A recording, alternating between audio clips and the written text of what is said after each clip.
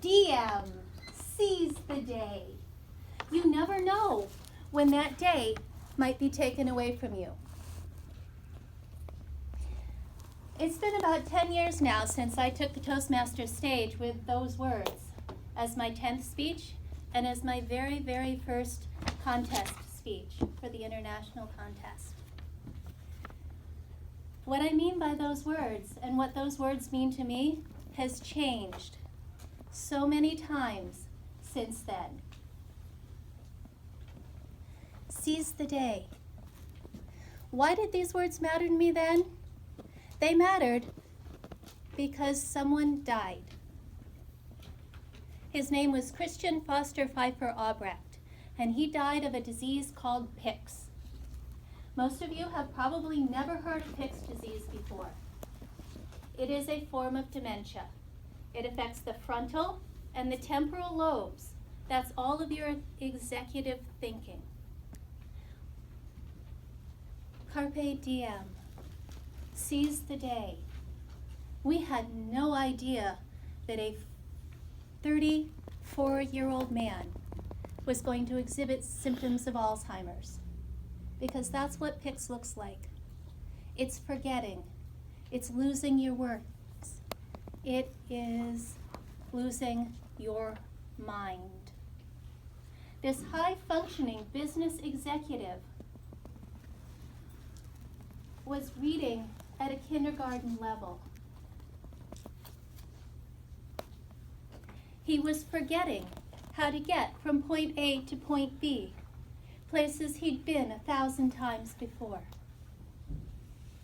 He could remember a phone number, but he couldn't tell you who called. It was scary. It was frightening. I had no idea what to do and what was going on as I watched the descent. But we took hold of every single day, and we did what we could to try and figure out what was going on and to live lives while we were doing it.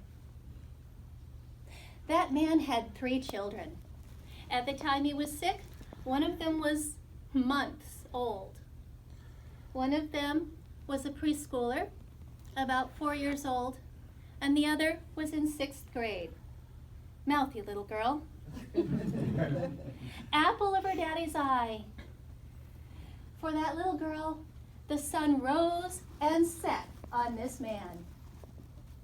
Mommy was in the way. Well, Daddy eventually left. I was that mommy, and that poor girl was stuck with me. Time passed. Things happened. That little boy, no memories of his father at all.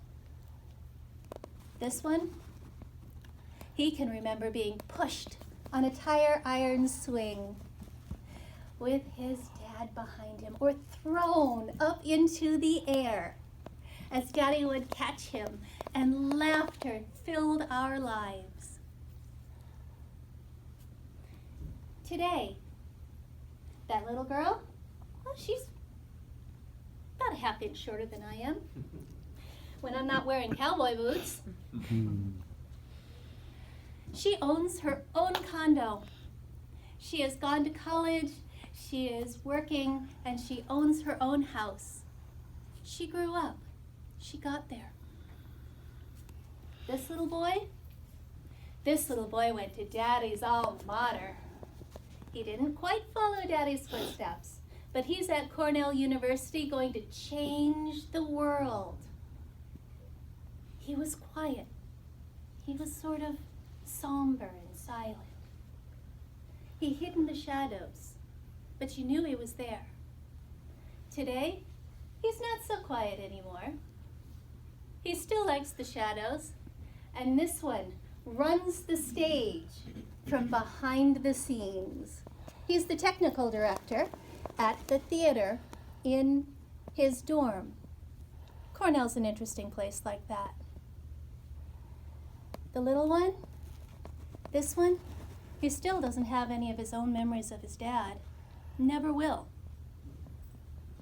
But he has grown up to be a lion. That kid has blonde hair as long as mine. And he is now like this.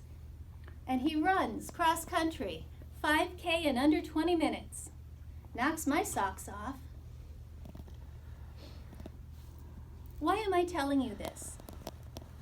Because each and every day we try and live right then, right there. Every one of you can think of a time, a person. One of the boys' movies they dragged me to and introduced me to was Guardians of the Galaxy. And there's this little guy in that movie, a raccoonish creature, who looks up and one day says, "Everybody's got dead people."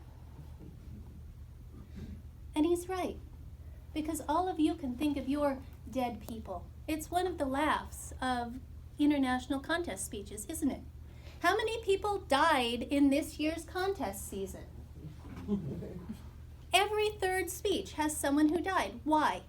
Because when that happens, we remember to seize that day. We remember because it hits home that we don't have every minute left to us. That was the message I was trying to tell 10 plus years ago. The message I have for you today, I want you to look in your own lives and be thankful. Look in your lives and be grateful. Look at your every single day and simply be in it. Carpe Diem, Toastmasters. That in Contest Masters.